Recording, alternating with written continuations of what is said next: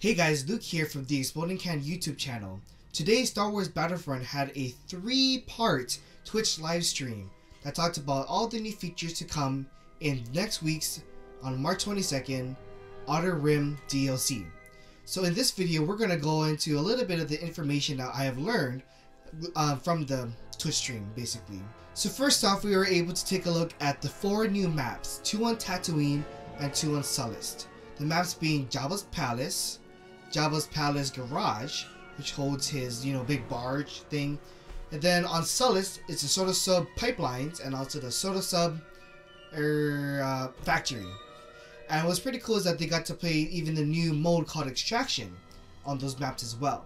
So the way Extraction works is that the opponents, which is the Empire, they had to prevent the rebels from moving a shipment from the one end of the factory to the spaceship. So the goal is the rebels have to collect and deliver the cargo. The Empire, however, is trying to stop them. And so everyone gets, I think the rebels get 2 hero pickups, and there's 3 rounds. The first round gives you Luke Skywalker. The second round gives you Nien Nunb, which is a new hero, more about that soon. And then lastly, the Empire has Darth Vader to come in and try to prevent the rebels one last time. So, why is this important? Well, basically, they said this really will affect your strategy that you'll be playing with. Your strategy for Luke shouldn't be to go ahead of your teammates, it should be to play defense all the way until you get to the first checkpoint. The Nien Nunb, which has this very powerful infantry turret, which can be upgraded by means of how many people it shoots, it can help provide even more defense. And then Darth Vader, well, come on, Empire's last ditch. Please. Anyways, so that's what the new mode Extraction is. There are 4 new weapons that they have shown. The first is a DT-12 blaster pistol. The specs on this, it has at least 80% or 90% damage, with a 20% rate of fire, with a 25% range, and a 30% cooling power. Next is the DLT-19X, which is going to be everyone's new favorite gun because it's a sniper rifle with 100% damage and with 100% range. However, with a slow rate of fire and cooling power, it is the gun to use when you're trying to snipe. Since you can use it as a primary weapon, you don't necessarily have to carry the pulse cannon or the cycler rifle anymore. Next up is the DL-18 blaster pistol. So what this is basically, this is what they call Greedo's gun and also Kanan from Star Wars Rebels gun. It has 30% damage power with 55% rate of fire, along with a 50% range and about a 90% cooling power. And last but not least, a gun that I'm probably going to be using is the Rubby V10. The Rubby V10 has 60% damage power and rate of fire power. It also has 70% range and also a 50% cooling power. Most of these weapons you're going to have to unlock using HUT contracts. So, what are HUT contracts? HUT contracts are basically a new unlocking system. They said, oh yeah, so like, can you imagine those who are level 50 and they keep gaining more credits and they just spend it all on these weapons? Where's the sense of accomplishment? So, in order to prevent all that from happening, they want you to do certain objectives such as use a smoke screen 10 times or get a kill streak with a blaster pistol at least 3 times. That way you can also get the weapon and feel a sense of accomplishment.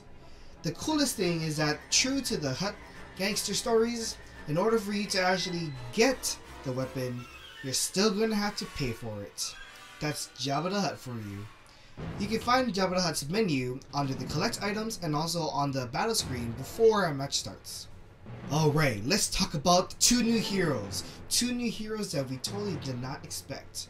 For the rebels, we're going to get Nien Nunb, or Nien Nunb, or that, yeah. If you're not familiar with him, he is in Star Wars Episode 6, and he is sitting with Lando in the cockpit of the Millennium Falcon. He's the one that goes,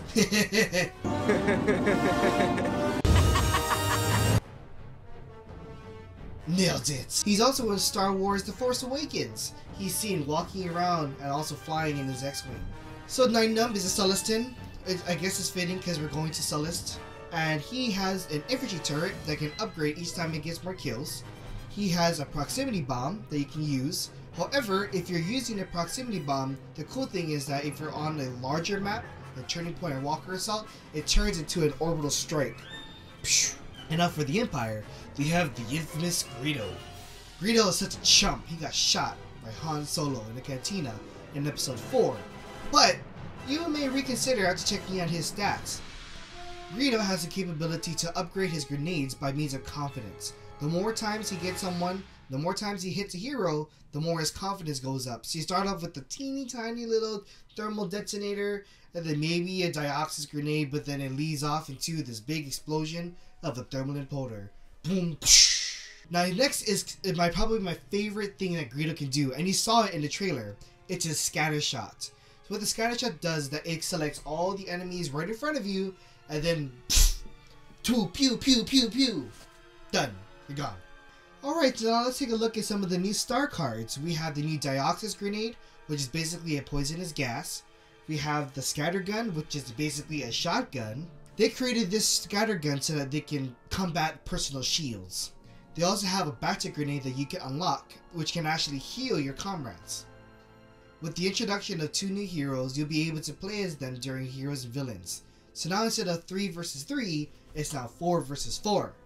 Of course, you still have other teammates on your team playing as soldiers, but now you get to play as Night Nub and Greedo, along with Luke Skywalker, Princess Leia, Han Solo, Emperor Palpatine, Boba Fett, and Darth Vader. Now here's a game mode that they have finally fixed that I probably still won't play, but I'll give it a shot, because in order for me to get an achievement, I need to win 10 hero hunts. But that's right, hero hunt. So before, how did hero hunt work? You go in, you do 90% of the damage, and then someone, boop, oh, he's gone, and he gets to be the hero. That's not fair! Not fair! So Hero Hunt is now based on a points-based scale. So the first top 3 people who have done damage to the enemy is going to be able to go through a heroic Wheel of Fortune.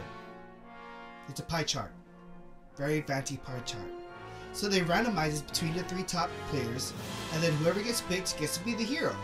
However, his point score goes back to 0, so that the other top players may have a chance to continue to play against the heroes. But what if you're like me and can't get any points whatsoever? Well, don't worry, they thought of everything.